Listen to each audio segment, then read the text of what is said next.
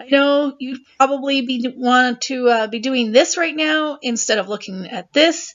Just a quick historical FYI here.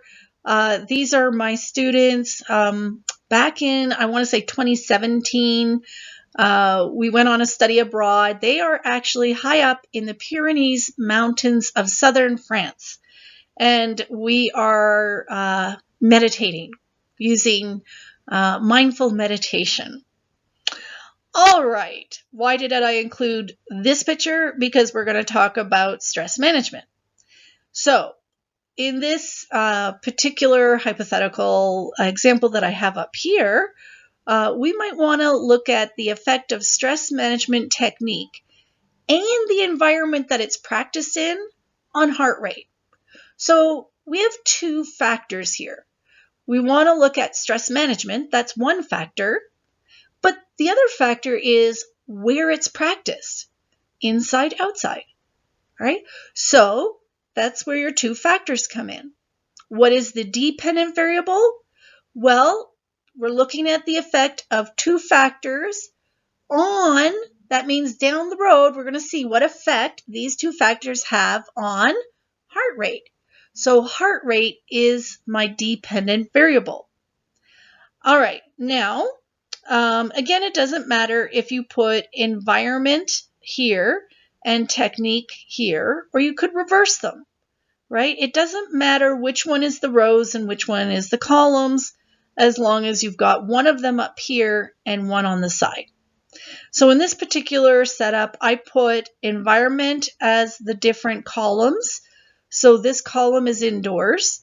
This column is outdoors. Okay, so these are my two levels of environment. And then technique I put over here on the side. So I have two rows, one row for the sleep condition and one row for the meditate condition. So we're testing sleeping as a technique versus meditating. And environment, we're testing indoors as opposed to outdoors. Okay? Now, this is a 2x2 ANOVA, which means we have 4 cells because we have 2 levels of environment and 2 levels of technique. So 2 times 2 gives us 4 treatment combinations. These are the marginal means for the main effect of technique. So the main effect of technique will tell us if the technique itself, all by itself, ignoring environment, does it have any effect on heart rate? The main effect of environment will tell us whether there's any effect of environment all by itself on heart rate. So we'll look at indoors versus outdoors. And then we'll have a third effect, the interaction between environment and the technique on heart rate. All right. So, for example, we're asking, does the technique you use, sleep or meditate, does it depend on whether you do it indoors or outdoors? Okay, that's one way we could ask about the interaction.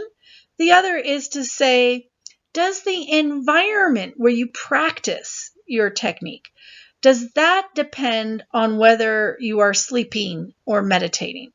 Okay, so we have 3 F ratios that are going to be calculated.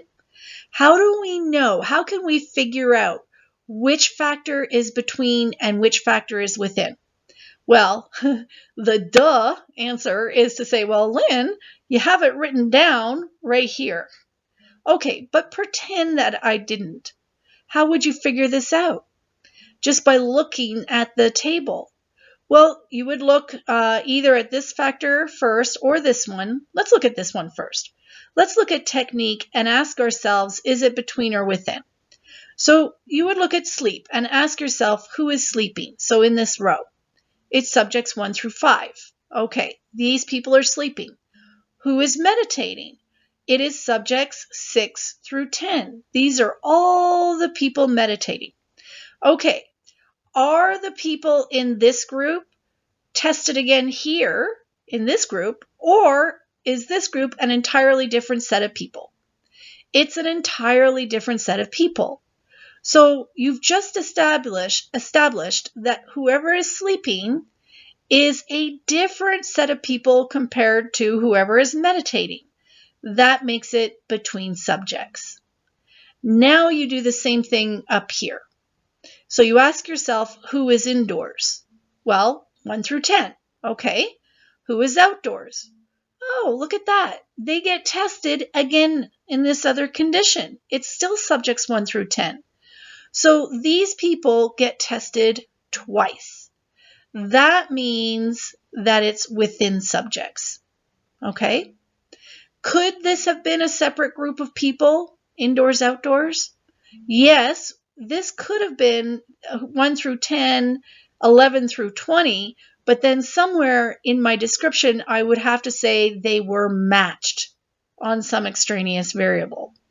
Okay? Okay, so we've covered that, how to tell which is between and which is within. How many F values are going to be calculated here? A two-way ANOVA always calculates 3, because you're going to have a main effect for factor A, a main effect for factor B, and the interaction between the two.